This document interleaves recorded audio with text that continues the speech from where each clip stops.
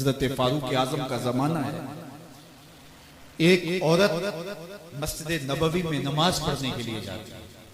रास्ते में एक नौजवान रास्ता रोक के खड़ा हो जाता है और रास्ते में रोजाना खड़ा होता है और उसकी तीखी नजरों के तीर उस औरत को बेचैन करते हैं। एक दिन रुक गई और पूछा, क्या मसला है तुझे? उसने कहा कि मैं तुम्हारा चाहने वाला हूं और तुम्हें हासिल करना मेरी जिंदगी का सबसे बड़ा मसला है। अगर तुम बोलो तो आसमान से तारे भी तोड़ लाऊं। उसने कहा, मुझे तारे नहीं चाहिए, मेरी एक ही ख्वाहिश है, अगर तुम वो शर्त पूरी कर दो तो फिर जो तुम कहोगे मैं उसके लिए हाजिर हूं। उसने कहा, जल्दी बोलिए, मैं हर आरज़ू पूरी करने के लिए फिर हाथ बन जाऊंगा, मजनू बन जाऊंगा। उसने कहा, मेरी लंबी चौड़ी शराइत नहीं, एक ही शर्त है, 40 दिन तक हजरत उमर के पीछे नमाज पढ़ना। 40वें दिन की आखिरी नमाज के बाद यहां मैं तेरा इंतजार करूंगा। उसने कहा कि ये कौन सा मुश्किल काम है। 40 दिन तक हजरत उमर के पीछे नमाजें चलती रही। उमर की किरात का सोच दिल बदलता रहा। 40 दिन के बाद आखिरी नमाज जब हुई तो वो नौजवान लड़की रास्ते में खड़ी थी और ये नजरें झुका के गुजरने लगा। तो इसने आवाज दे के कहा, हस्बे वादा तेरे लिए हाजिर है। उसने कहा, खैर से खड़ी रहो। उमर ने दिल का ताल्लुक रब से जोड़ दिया। तेरी दुआ है कि हो मेरी आरज़ू पूरी। इकबाल बोला, तेरी दुआ है कि हो मेरी आरज़ू पूरी। मेरी दुआ है कि तेरी आरज़ू बदल जाए, तेरी तमन्ना ही तब्दील हो जाए। आरज़ुओं तो सारी जिंदगी पूरी नहीं होती। काश है कोई जिंदगी का रुख ही फेर दे, कोई जिंदगी की समत ही तब्दील कर दे। जिसको हासिल करने के लिए दिन रात मरे जा रहे हैं, काश वो मकसूद ही ना रहे, वो मतलूब ही ना रहे, वो जिंदगी का हासिल ही ना रहे। एक तबका तो वो है जो गुनाह करने के बावजूद भी नहीं डरता, और दूसरा तबका है गुनाह करने के बाद दिल कांप जाते हैं कि ये गुनाह हमसे क्यों सरजद हो गया। और तीसरा तबका वो है कि जो नेकी करने के बावजूद भी डरता है, पता नहीं मेरी नेकी भी कबूल हुई है या नहीं। हजरत सैयदना उमर रज़ी अल्लाह ताला अन्हु ईद के दिन रो रहे थे तो किसी ने रोक के कहा कि आज तो खुशियों भरा दिन है, रोजों की तकमील हुई, हर बंदा ईद मना रहा है और आप रो रहे हैं। तो फरमाया कि मुझे नहीं पता कि मैं मकबूलीन में से हूं या मतरूदीन। मेरी नेकी कबूल हुई है, मेरे रोजे कबूल हुए हैं या रद्द कर दिए गए। ये वो लोग हैं कि जो नेकी करने के बावजूद भी डरते हैं कहीं हमारी नेकी रद्द न कर दी। अल्लाह अकबर। हजरत हसन बसरी रज़ी अल्लाह ताला अन्हु रो पड़े तो किसी ने कहा, हजरत क्यों रोए हो? कहा, अल्लाह की बेनियाजी से डर लगता है, कहीं ऐसा ना हो कि वो मेरे अमल कबूल ही न करे और मुझे जहन्नम में डाल दे। महज उसकी बेनियाजी से डरते हुए हजरत हसन बसरी रो पड़े कि अल्लाह ताला जल्ला शानहू बेनियाज है, उसको कोई परवाह नहीं है, तो कहीं ऐसा ना हो कि मेरा सब कुछ जो है वो रद्द कर दिया जाए। तो खौफ से, अल्लाह की खशियत से, उसकी बेनियाजी से डरते हुए अमले साले करने के बावजूद भी डरते हैं, कहीं ऐसा ना हो कि हमारे अमल रद्द कर दिए। और कुछ लोग खात्मे की वजह से डरते हैं, कहीं ऐसा ना हो कि सारी जिंदगी हमारा अमल अच्छा रहा हो और हमारा आखिर बर्बाद हो जाए। ऐसे लोग भी होते हैं कि जिनके अमल बहुत अच्छे होते हैं सारी जिंदगी, लेकिन उनका आखिर ठीक नहीं होता। बलअम बिन बाऊरा की मिसाल हमारे सामने मौजूद है।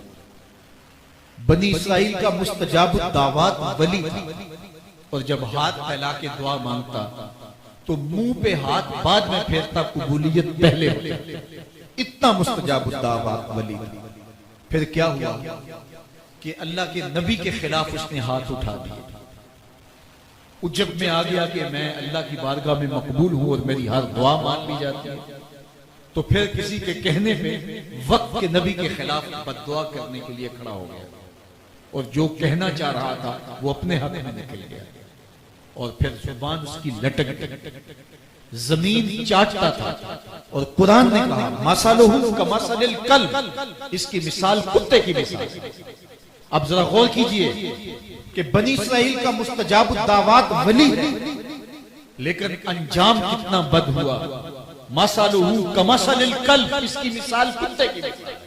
इसीलिए मियां साहब बोले, पढ़ने उत्ते मान करीना ते ना आखी मैं पढ़िया, ओ जब्बार कहार सदावे मता रोड़ देवे दुध कड़े। कितने लोग किस कमाल पर पहुंचे होते हैं, लेकिन अंजाम, कमाल उसका है जिसका अंजाम ठीक हो गया। रंगा रंग सुहेलियां परन कड़े, पर प्रया उसका जानिए जिसका तोड़ चढ़े।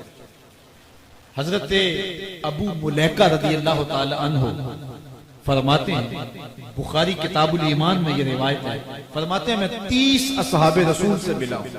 हजरत अबू मुलैका ताबी हैं, 30 असहाबे रसूल से मिला हूं और मैंने सबको देखा है वो इस बात से डरते थे कि हमारा कहीं खात्मा खराब ना हो जाए, हमारा आखिर कहीं बर्बाद ना हो जाए। खात्मा बिल खैर का उन्हें बहुत ज्यादा मसला था। मैं और आप थोड़ा सा अमल कर लें तो हम भूल जाते हैं कि न जाने हमारे जैसा जमाने में कोई है ही नहीं।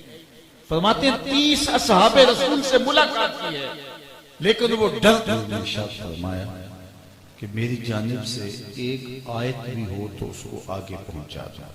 और जिसने जानबूझकर किसी हदीस को मेरी जानिब मंसूब कर दिया जबकि वो मैंने नहीं कहा था, तो वो अपना ठिकाना जहन्नुम में तलाश कर रहे हैं। आजकल सोशल मीडिया के दौर में जो भी आगे उसको बढ़ा देते हैं कि ये हदीस रसूल है। बहुत सारी ऐसी चीजें होती हैं जिनका हुजूर के फरमान से कोई ताल्लुक नहीं होता है। चीज अच्छी है तो उसको हुजूर से मंसूब करके आगे क्यों बढ़ाया जाए अगर वो हुजूर का फरमान नहीं है। मुख्तलिफ बुजुर्गों के अक़वाल को हुजूर अलैहिस्सलाम के साथ मंसूब कर दिया जाता है, तो देखना चाहिए कि हुजूर अलैहिस्सलाम का फरमान क्या है। जाहिर है इल्म किसी साहिब इल्म के पास बैठ के ही सीखा जा सकता है, जो मुत्तकी हो, परहेजगार हो, दयानत के साथ बयान करने का मिजाज रखता है, तो उससे ही दीन हासिल करना चाहिए। हर एक शख्स से तो हमें दीन हासिल करने से मना किया गया है। कहा ये दीन है, इसको ऐसे ही जिससे चाहो हासिल ना कर लो, इसके लिए भी हमें मयार दिया गया है।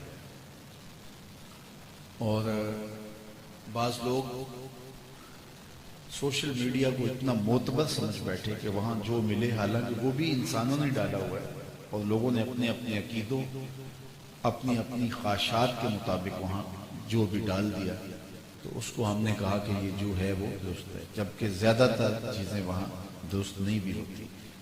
तो इसलिए ये बात ज़हन में रखें कि हुजूर की जानिब कोई चीज मंसूब करते हुए उसका यकीन होना चाहिए कि ये हुजूर अलैहिस्सलाम का फरमान है।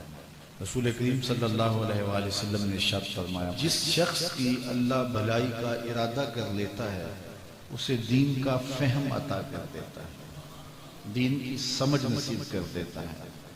और फिर इरशाद फरमाया, एक वक्त ऐसा आएगा लोगों पर कि जब इस्लाम का सिर्फ नाम रह जाएगा, इस्लाम का सिर्फ नाम रह जाएगा, बातिन में इस्लाम नहीं होगा, रूहों में इस्लाम नहीं होगा, रवैयों में इस्लाम नहीं होगा, तर्ज जिंदगी में इस्लाम नहीं होगा, मुआशरत में इस्लाम नहीं होगा, मुल्की कवानीन में इस्लाम नहीं होगा, अदालतों में इस्लाम नहीं होगा। इस्लाम सिर्फ नाम का रह जाएगा।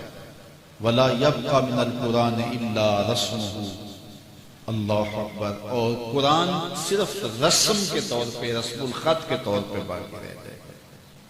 बड़े खूबसूरत लिखे हुए कलेमात तो होंगे, लेकिन किसी के अमल में कुरान की तालीमात की झलक दिखाई नहीं देगी। अल्लाह। मस्जिदें ज़ेबो ज़ीनत के लिहाज से तो आबाद होंगी, लेकिन हिदायत के नूर से खाली। मिंबर और मेहराब से लतीफे सुनाए जा रहे हैं। हम तो देख रहे हैं कि इस दौर में भी ऐसा हो रहा है। तलकीन ग़ज़ाली नहीं रही और फलसफाए रूमी नहीं रहा, अजान रह गई, अंदाज़े बिलाली नहीं रहा। हुजूर ने फरमाया कि सबसे शरीर तबका अगर है तो वो भी उलमा के रूप में है, और सबसे अच्छा तबका अगर ढूंढने निकलो तो फरमाया वो भी और कहीं नहीं मिलेगा, वो भी उलमा के रूप में है। इसलिए सबसे ज्यादा पहचान फटक तो शोबे की करनी चाहिए और देखना चाहिए कि खैर कहाँ है, और खैर को हासिल करने के लिए 2 कदम आगे भी चलना पड़े तो कोई हरज नहीं, और शर को छोड़ देना चाहिए। हुजूर ने इरशाद फरमाया, अल्लाह के नजदीक सबसे ज्यादा लोगों में जो शरीर शख्स है, कदर मंजलत के लिहाज से क़यामत के दिन सबसे शरीर शख्स वो होगा